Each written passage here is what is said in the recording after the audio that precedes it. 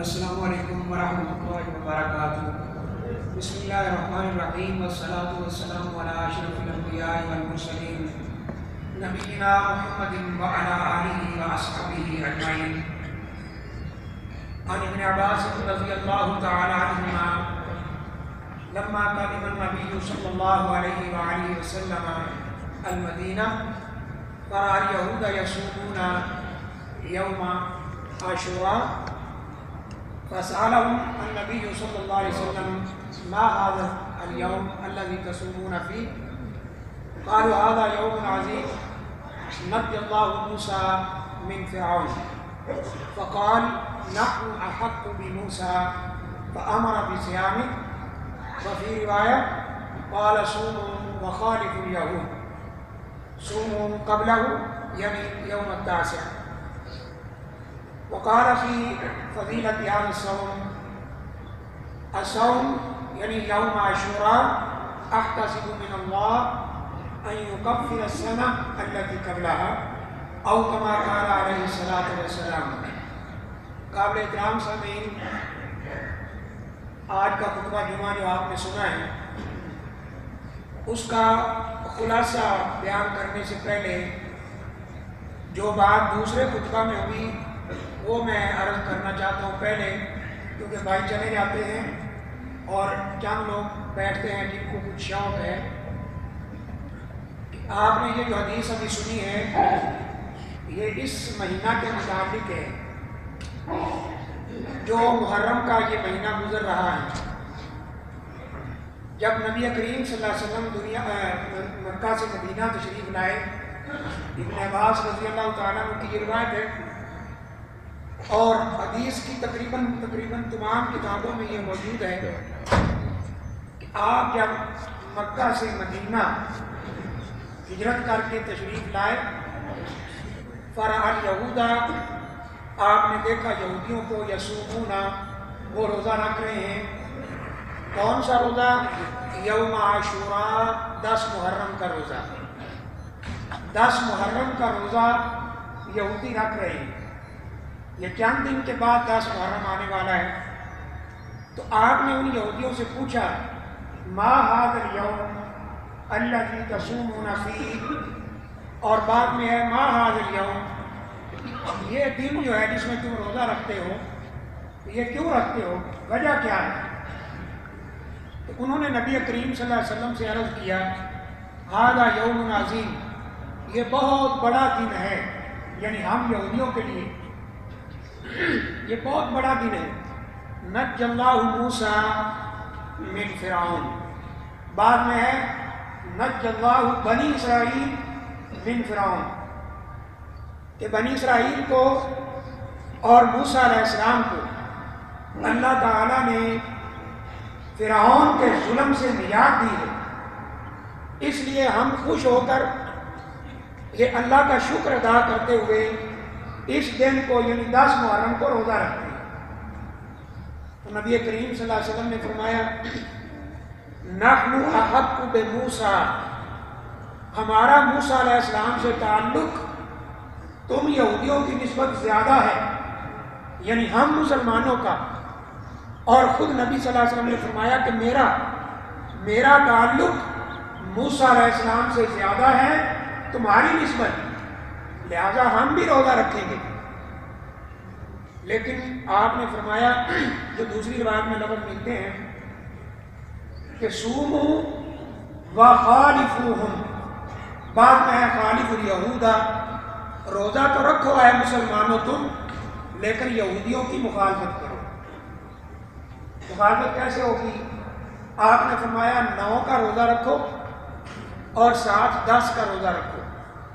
یہ جو دن آگے آ رہا ہے کہ 9 کا روزہ رکھو اور 10 کا روزہ رکھو، اور بعض روایات کے اندر سنن نسائی اور سنن ترمذی کے اندر یہ لفظ موجود ہے کہ صوموا قبلہ اور بعدہ، یا ایک دن پہلے روزہ رکھ کر یہودیوں کی مخالفت کرو یا ایک دن بعد میں روزہ رکھ کر یہودیوں کی مخالفت کرو۔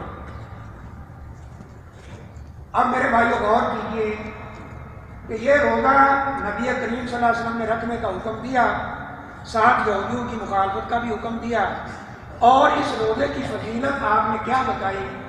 یہ ایک اور روایت کے اندر لفظ موجود ہے، آپ نے فرمایا کہ یوم عاشورہ یعنی 10 محرم کا جو روزہ ہے، احتسب من اللہ، مجھے اللہ تعالیٰ سے یہ امید ہے، گمان ہے، ان یکفر السنہ التی قبلہا، یہ ایک سال جو پہلے گزر چکا ہوتا ہے پچھلا، اس کے گناہوں کو معاف کروا دیتا ہے۔ سبحان اللہ۔ ایک دن کا روزہ، 10 محرم کا روزہ پچھلے سال کے سارے گناہوں کی معافی کا سبب بنتا ہے اگر اللہ کی رضا کے لیے یہ روزہ رکھا ہو۔ اب جیسے میں نے پچھلے ترجمہ میں بھی عرض کیا تھا کہ تھوڑا سا ہم اپنی حالت کو بھی دیکھیں کہ وہاں کیا ہوتا ہے، ہمارے ملکوں کے اندر کیا ہوگا، 10 محرم آئے گا، ایک قوم تو پیٹ پیٹ کے اپنا برا حال کرے گی، اور جو ہمارے بھائی ہیں وہ کیا کریں گے، آپ بازاروں میں جائیں گے،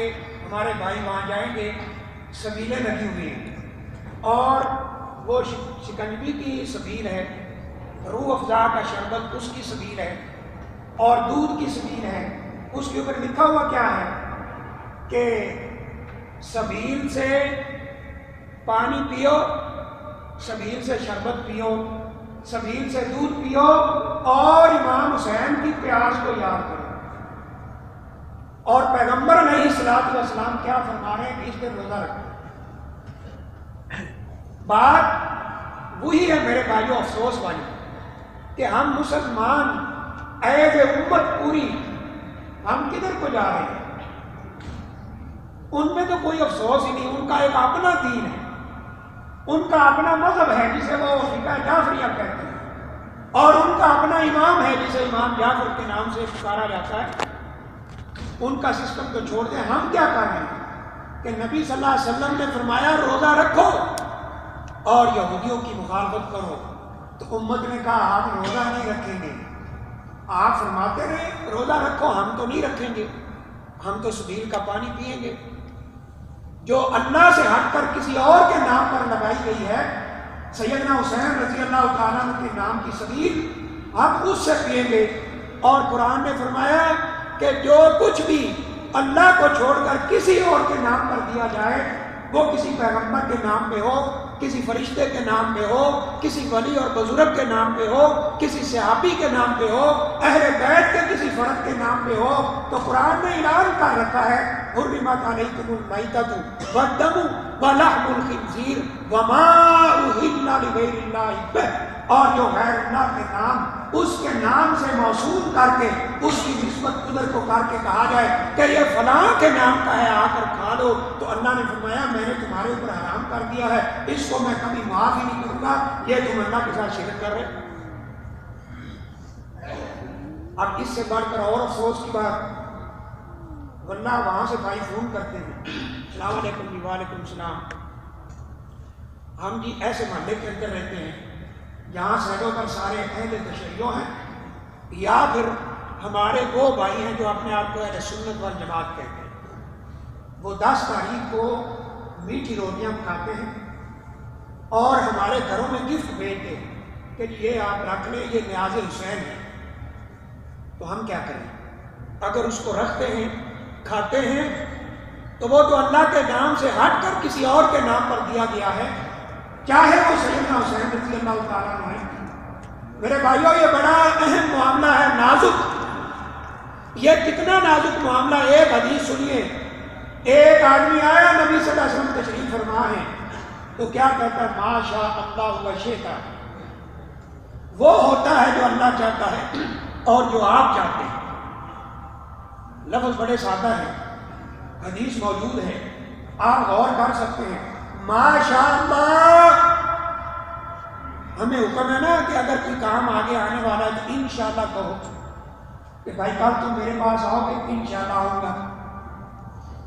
آج جمعہ تھا نا، سورہ کاف پڑھنا یہ سنت ہے، اس میں بھی اللہ نے فرمایا وَلَا تَقُولَنَّ لِشَيْءٍ إِنِّي فَاعِلٌ ذَلِكَ غَدًا إِلَّا إِنْ شَاءَ اللَّهُ۔ اے پیغمبر علیہ الصلوٰۃ والسلام، آپ نے بھی کام کوئی کل کرنا ہو تو انشاءاللہ کہیں کہ اللہ نے چاہا تو کروں گا۔ تو اس نے کہا ما شاء اللہ و شئت، وہ کام ہوتا ہے جو آپ چاہتے ہیں یا اللہ چاہتا ہے، یا اللہ چاہتے ہیں یا آپ چاہتے ہیں، وہ کام ہوتا ہے۔ آپ نے فوراً اس صحابی کو روکا اور کہا اجعلتنی للہ ندا، تو نے مجھے اللہ کا شریک بنا ڈالا، تو نے مجھے اللہ کا شریک بنا دیا۔ کل ما شاء اللہ وحدہ، یہ کہو وہی ہوتا ہے جو ایک اللہ چاہتا ہے۔ کل ایسے صحابی کو ما شاء اللہ، جو اللہ چاہے، وحدہ اکیلا، ایک اللہ چاہتا ہے وہی ہوتا ہے۔ اس لیے کوئی نظر و نیاز بھی ایک اللہ کے نام پہ ہوتی ہے۔ اب یہ کیا ہوگا، مسلمان ہے، ورنہ افسوس ہوتا ہے میرے بھائیوں۔ سب سے بڑی بات تو یہ وہ چیز جا کے کھا رہا ہے جو غیر اللہ کے نام لے۔ تو بھائی کہتے ہیں اگر ہم نہیں لیتے وہ میٹھی روٹی یا پانی یا شربت، وہ ہم نہیں لیتے تو پورا محلہ ہمیں مارنے کے لیے آتا ہے۔ استغفر اللہ، سارا محلہ، اچھا یہ وہ گھر ہے جو نیاز حسین قبول نہیں کر رہا، پکڑ لو ان کو، مارو، محلہ سے نکال دو۔ تو کیا کریں ہم، کیا کریں مولوی صاحب، ہمیں بتائیے، گھر چھوڑ دیں، محلہ چھوڑ دیں، کدھر جائیں؟ اور میرے بھائیوں ہم مسلمان ہیں۔ یہ بات اگر کسی کو نہ بھی سمجھ آتی ہو نا، بات بھائیوں کو نہیں آتی، لو جی اب یہ کیسی بات کہہ رہے ہیں، تو چلو یہ بات تو سمجھ آتی ہے نا کہ نبی صلی اللہ علیہ وسلم نے فرمایا روزہ رکھو، 1 سال کے گناہوں کی معافی کا سبب ہے، اور اس کا تعلق موسیٰ علیہ السلام کے ساتھ ہے کہ 10 محرم کو اللہ تعالیٰ نے موسیٰ علیہ السلام کو فرعون کے ظلم سے نجات دی تھی۔ وَإِذْ نَجَّيْنَاكُمْ مِنْ آلِ فِرْعَوْنَ يَسُومُونَكُمْ سُوءَ الْعَذَابِ يُذَبِّحُونَ أَبْنَاءَكُمْ وَيَسْتَحْيُونَ نِسَاءَكُمْ۔ اس وقت کو یاد کرو موسیٰ علیہ السلام، اے بنی اسرائیل کے لوگوں، اس وقت کو یاد کرو جب فرعون تمہارے اوپر ظلم کرتا تھا، تمہارے مردوں کو، بچوں کو، جو بچہ مرد پیدا ہوتا تھا اس کو کاٹ دیتا تھا، اور جو بچی پیدا ہوتی تھی اس کو زندہ رکھتا تھا، جب وہ جوان ہو جاتی تھی اپنے قبضے میں لے لیتا تھا۔ اے بنی اسرائیل کے لوگوں، اس ظلم کو ذرا یاد کرو، اور پھر یاد کرو جب ایک دن آیا تھا تمہیں میں نے دریا کے اندر سے، آگے دریائے نیل ہے، پیچھے فرعون ہے، اِنَّا لَمُدْرَكُونَ، اے موسیٰ علیہ السلام آج ہم پکڑے گئے، آگے دریا ہے، پیچھے دشمن ہے، دشمن طاقتور ہے، اس سے لڑنے کا ہمارے پاس طاقت نہیں ہے، اور آگے دریا ہے، کہیں نہیں جا سکتے۔ فرمایا غم نہ کرو، اللہ نے فرمایا اپنا عصا دریا میں مارو، آپ نے ڈنڈا مارا، دریا نے رستہ دے دیا، موسیٰ علیہ السلام بھی گزر گئے، یہ فرعون، یہ بنی اسرائیل کے لوگ بھی گزر گئے۔ جب دیکھا فرعون نے کہ رستے بنے ہوئے ہیں، یہ لوگ گزرے ہیں، میں بھی ان کے پیچھے گزر جاتا ہوں۔ وہ جب دریا کے اندر آیا، اللہ نے حکم دے دیا، پانی نے اس کو غرق کر دیا۔ اب یہ کہتا ہے کہ میں موسیٰ علیہ السلام، ہارون علیہ السلام کے رب پر ایمان لے آیا ہوں۔ اللہ فرماتے ہیں ذرا اس وقت کو یاد کرو، میں نے تمہیں نجات دی تھی، بنی اسرائیل کو نجات ملی ہے، آزادی ملی ہے، آج ہم بھی آزادی مناتے ہیں۔ بنی اسرائیل نے آزادی کس طرح منائی ہے، موسیٰ علیہ السلام نے کس طرح منائی ہے، آپ نے روزہ رکھا ہے۔ یہ روزہ نبی صلی اللہ علیہ وسلم کو اتنا پسند آیا کہ آپ نے اپنی امت کو حکم دیا ہے کہ تم روزہ تو رکھو لیکن یہودیوں کی مخالفت کرو۔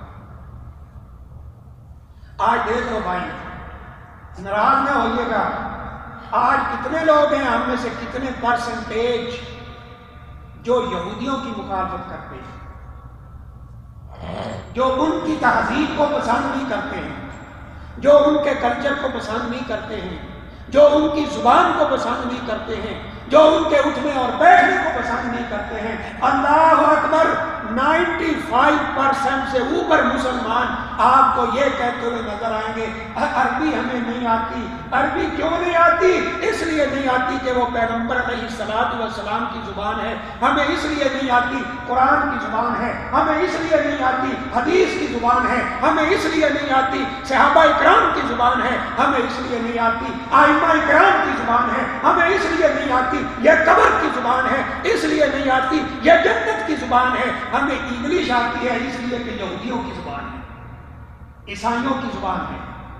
اور جب ہم ایسی بات کہتے ہیں ہم نے ان کو دیکھا ہوا یہ مولوی ملا، انہیں کیا پتا ہے، آج دنیا ترقی کر چکی ہے، انگلش ضروری ہے، ان کا کلچر ضروری ہے، کپڑے ان کے، اٹھنا بیٹھنا ان کا، زبان کا انداز ان کا، بولنے کا انداز ان کا، شادیوں کے انداز ہندوؤں کے اور مرنے کے انداز ہندوؤں کے۔ تم نے سارا کلچر اور تہذیب یا یہودیوں اور عیسائیوں کی اپنائی ہے یا ہندوؤں کی اپنائی ہے۔ اور مسلمانوں، ہمارے پیغمبر علیہ الصلوۃ والسلام کا فرمان ہے خالف الیہودا، یہودیوں کی مخالفت کرو، وصوموا 10 محرم کا روزہ رکھو، 7 9 کا رکھو یا 11 کا رکھو۔ ان کی مخالفت تو سوچو بھائیو، 1 منٹ کے لیے سوچو، روزہ رکھنا اچھا کام ہے یا برا کام ہے؟ بتائیے گا۔ اچھا کام، اچھا، نیکی کا کام ہے، 1 سال کے گناہ معاف ہوتے ہیں۔ اس اچھے کام میں بھی نبی صلی اللہ علیہ وسلم نے پسند نہیں کیا کہ تم یہودیوں کے ساتھ اسی طرح کا روزہ رکھو، وہ 10 کو رکھتے ہیں تم بھی صرف 10 کا رکھو۔ آپ نے اس اچھے کام میں بھی یہودیوں کی مشابہت پسند نہیں کی، تو برے کاموں میں پھر کیسے؟ یہ داڑھی نبی صلی اللہ علیہ وسلم کی سنت ہے کہ نہیں؟ بتائیے۔ جی سنت ہے۔ یہ شلوار ٹکنے سے اوپر رکھنا، یہ رسول اللہ صلی اللہ علیہ وسلم نے سختی سے حکم دیا ہے کہ نہیں دیا؟ بھائی دیا، بولو بھائی بولو، دیا ہے کہ نہیں دیا؟ شادیوں پر رسوم و رواج سے نبی صلی اللہ علیہ وسلم نے منع کیا کہ نہیں کیا؟ یہ گانے، تبلے، سرنگیاں، یہ سیرے، یہ گانے، اس سے نبی صلی اللہ علیہ وسلم نے روکا ہے کہ نہیں روکا؟ شادی ہو ان کے طریقے، کوئی مر جائے ان کے طریقے۔ یہ پوچھئے بھائی انڈیا کے بیٹھے ہیں، جب ان کا ہندوؤں کا مرتا ہے وہ بھی 30ویں دن ایسا سب کو بٹھا کے کھانا کھلاتے ہیں، 10ویں دن، 40ویں دن، سارا کلچر وہاں سے لے کے آئے ہو اور اسی پہ چل رہے ہو۔ اور میرے بھائیو، نبی کریم صلی اللہ علیہ وسلم نے منع کیا۔ ایک دفعہ ایک بندہ آیا نبی صلی اللہ علیہ وسلم کے پاس، اس نے داڑھی نہیں رکھی ہوئی، یہ شکل اسلامی نہیں ہے، تو نبی صلی اللہ علیہ وسلم نے ادھر کو چہرہ مبارک کر لیا، وہ ادھر کو آیا، آپ نے ادھر کر لیا، وہ ادھر سے آیا، ادھر کر لیا۔ اللہ اکبر۔ اللہ کے رسول صلی اللہ علیہ وسلم سے عرض کرتا ہے آپ میرے ساتھ بات کیوں نہیں کرتے؟ میں نے کون سا جرم کیا ہے؟ نبی صلی اللہ علیہ وسلم نے فرمایا جس کے چہرے پہ داڑھی نہ ہو میں محمد صلی اللہ علیہ وسلم اس کو دیکھنا بھی گوارا نہیں کرتا۔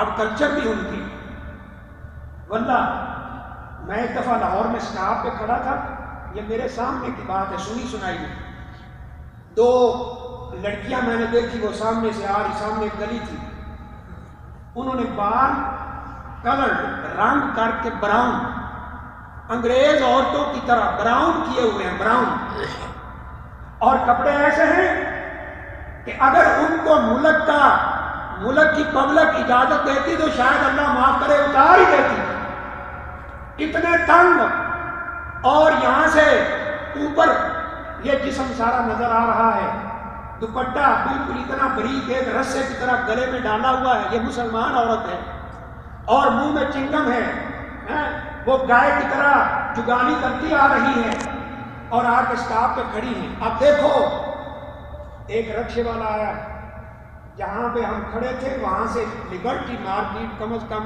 کوئی 10-15 کلومیٹر دور ہوگی، تو رکشے والے سے بات کیسے کرتی ہے؟ کہتی ہے جی کہ ہم نے لیبارٹی جانا۔ کتنے پرائس لیبارٹی؟ اور نبی صلی اللہ علیہ وسلم نے فرمایا سنو میرے بھائیوں، ان اللہ یبغض رجلا بکار، اللہ اس بندے سے نفرت کرتا ہے جو اپنی زبان کے اندر، اپنے منہ کے اندر زبان کو پھیر پھیر کر لفظوں کو نکالتا ہے، لفظوں کو چگالی کر کے نکالتا ہے، وہ اپنی نیچر کے مطابق نہیں بولتا ہے، وہ لفظوں کو بنا بنا کر یہ ثابت کرنے کی کوشش کرتا ہے کہ میں بڑا پڑھا لکھا ہوں۔ کتنے پرائس؟ تو اس نے پتہ نہیں، جانا نہیں تھا، اس نے کہا 200۔ اب اس سے پنجابی میں لڑنے لگے، ہائے ہائے رے بھائی، ہاں ہم ابھی آئی ہیں تھوڑی دیر پہلے، اتنے پیسے دے کے اب تو اتنے، اللہ اکبر۔ میرے بھائیوں، اس پنجابی میں پتہ ہے کیا کہ بڑا سخت لفظ ہے کہ یہ دیسی کتی اور ولایتی چیخاں۔ ہاں، تم پیدا کہاں ہوئی؟ یہ بال براؤن کرنے سے تم انگریز بن جاؤ گی، اور یہی حال مردوں کا ہے۔ واللہ میرے بھائیوں ناراض نہ ہوئیے گا، یہی حال ان کا ہے۔ کالجوں میں چلے جاؤ، یونیورسٹیوں میں چلے جاؤ، اور جناب سکولوں میں چلے جاؤ، سب سے مشکل سبجیکٹ ہمارے ہاں، کسی سے پوچھ لو بھائی سب سے مشکل سبجیکٹ آپ کے ہاں کون سا؟ کہتا ہے اسلام یاد۔ اسلامیات صاحب سنیے، الجنت تحت اقدام الامہات، نبی صلی اللہ علیہ وسلم نے فرمایا جنت تمہاری ماں کے قدموں کے نیچے ہے۔ میں ایگزام دے رہا تھا 12ویں کا FA کا، اب دیکھیں ہمارے ملکوں کی حالت، سپرڈنٹ جو کھڑا سپرڈنٹ یا نگران، وہ مجھے آ کے کہتا ہے مولوی صاحب، میں نے کہا جی صاحب، کہتے یہ جو پیچھے بیٹھا ہے نا اس کو ذرا حدیث کا ترجمہ لکھوا دیں۔ میں نے کہا کیوں لکھوا دیں؟ کہتے بس وہ ذرا لکھوا دیں۔ تو میں نے نہیں لکھوایا، 1 دفعہ 2 دفعہ 4 دفعہ 5 دفعہ۔ اب میں پیپر حل کر رہا تھا تو لکھا جنت تحت اقدام الامہات، جنت تمہاری ماں کے قدموں کے نیچے ہے، تو وہ اس کو پیچھے والے کو کہتا ہے لکھو جنت تمہاری ماں کے قدموں کے نیچے ہے۔ صرف 3 حدیث تھی جن میں ایک حدیث یہ تھی، 2 کا ترجمہ کرنا تھا، الجنت تحت اقدام الامہات۔ جب پیچھے والے کو بتایا تو وہ اس سے پوچھتا ہے یہ کس حدیث کا ترجمہ ہے؟ الجنت تحت اقدام امہات 4 لفظ ہیں، ان میں سے 3 ہوئی اردو والے ہیں۔ جنت تمہاری ماں کے قدموں کے نیچے ہے، صرف تحت لفظ ہے جو عربی کا ہے، اس کو یہ پتہ نہیں ہے یہ کس حدیث کا ترجمہ ہے۔ یہ قوم یہ کہے گی کہ ہم نبی صلی اللہ علیہ وسلم سے امتی ہیں اور ہمیں بڑا ان سے پیار ہے۔ تو بہرحال یہ میرے بھائیوں پہلی بات تھی کہ روزہ رکھو اور یہودیوں کی مخالفت کرو ہر کام کے اندر۔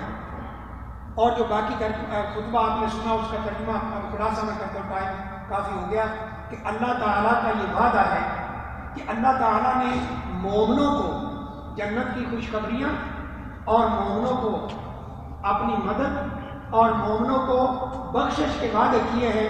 جو اللہ تعالیٰ کے حکموں پر عمل کرتا جائے گا اس پر اللہ کی مدد بھی اترے گی اور اس کے لیے جنت بھی ہے، اور اس کے بالمقابل جو دوسرا گروہ ہے اس کے لیے اللہ تعالیٰ نے عذاب کے فیصلے کیے ہیں، جہنم کے فیصلے کیے ہیں، رسوائی کے فیصلے کیے ہیں۔ وہ وقتی طور پر اگر غالب آ بھی گئے ہو، ایسا لگ رہا ہو کہ یہ غالب آ رہے ہیں، حق والا گروہ جو اپنے آپ کو دین پہ یا حق پہ کہتا ہے اس کو شکست ہو رہی ہے، تو اللہ نے فرمایا کہ یہ شکست عارضی ہے، حق ہمیشہ غالب آتا ہے۔ ایک وقت وہ تھا کہ نبی صلی اللہ علیہ وسلم کو مکہ سے نکلنا پڑا اور مدینہ جانا پڑا اور وہاں رہنا پڑا، اور یہ مکہ والے کہتے تھے آج کے بعد ہم کسی مسلمان کو یا نبی صلی اللہ علیہ وسلم کو یا صحابہ اکرام کو مکہ میں داخل نہیں ہونے دیں گے۔ پھر ایک وقت وہ بھی آیا کہ صرف اور صرف 9 سالوں کے اندر یا 10 سالوں کے اندر اللہ تعالیٰ نے 8 سالوں میں نبی کریم صلی اللہ علیہ وسلم کو یہ اعزاز نصیب فرمایا کہ آپ مکہ کے فاتح بن کر داخل ہو گئے۔ تو یہ اللہ کا فیصلہ ہے، اللہ حق والوں کی مدد کرتا ہے۔ مدد لیٹ ہو سکتی ہے کسی وجہ سے، اپنے عملوں کی وجہ سے لیٹ ہو سکتی ہے، لیکن آخر کار کامیابی حق والوں کو نصیب ہوتی ہے۔ جیسے فرعون بڑا طاقتور تھا، بڑی قوت اور طاقت تھی اس کے پاس، لیکن ایک وقت آیا کہ اللہ نے حق والے گروہ کو، نبی صلی اللہ حضرت موسیٰ علیہ السلام کو جو اللہ کے نبی ہیں ان کو اور ہارون علیہ السلام کو اللہ تعالیٰ نے فتح نصیب فرما دی اور یہ فرعون ختم ہو گیا۔ یہی اللہ کا اصول ہے، اگر ہم اللہ کی طرف توجہ کریں گے۔ نبی صلی اللہ علیہ وسلم نے فرمایا تھا ایک وقت آئے گا تمہارے اوپر کافر ایسے ٹوٹیں گے جیسے بھوکا کھانے پہ ٹوٹتا ہے۔ پوچھا کہ ہم تھوڑے ہوں گے؟ فرمایا نہیں، بہت زیادہ ہوگے، تمہاری حیثیت کوئی نہیں ہوگی، یہ خس و خاشاک کی طرح، تنکوں کی طرح جیسے پانی کے اوپر سیلاب میں چلتے ہیں۔ پوچھا اس کی وجہ کیا ہوگی؟ نبی صلی اللہ علیہ وسلم نے فرمایا الوہن، یہ کمزوری ہوگی۔ الوہن کیا ہے؟ اللہ کے رسول صلی اللہ علیہ وسلم نے یہ سوال کیا، آپ نے فرمایا تم اپنے دین سے دور ہوتے جاؤ گے، یہ لڑنے سے، جہاد سے، دین کے کاموں سے دور ہوگے اور دنیا سے محبت کرو گے۔ وَمَا الْعِلَاجُ یا رسول اللہ، اس کا علاج کیا ہے اللہ کے رسول صلی اللہ علیہ وسلم؟ نبی صلی اللہ علیہ وسلم نے فرمایا حَتَّىٰ تَرْجِعُونَ إِلَىٰ دِينِكُمْ، تم اپنے دین کی طرف لوٹ آؤ گے تو اللہ تعالیٰ تمہیں دنیا پر غالب کر دے گا۔ یہ ٹیکنالوجی اور اسلحہ اور ایٹم بم اور فلاں جتنے مرضی مسلمان بنا لیں، جب تک یہ اپنے دین کی طرف نہیں آتے کبھی بھی دنیا میں غالب آ سکتے نہیں آ سکتے۔ تو اللہ سے دعا ہے اللہ ہمیں عمل کی توفیق عطا فرمائے کہ 10 محرم کا روزہ رکھیے، اس کے ساتھ 9 کا رکھیے، یہ بہتر ہے۔ اگر نہ رکھ سکتے تو 10 اور 11 کا رکھیں۔ اللہ تعالیٰ ہمارے اعمال کو قبول فرمائے گا۔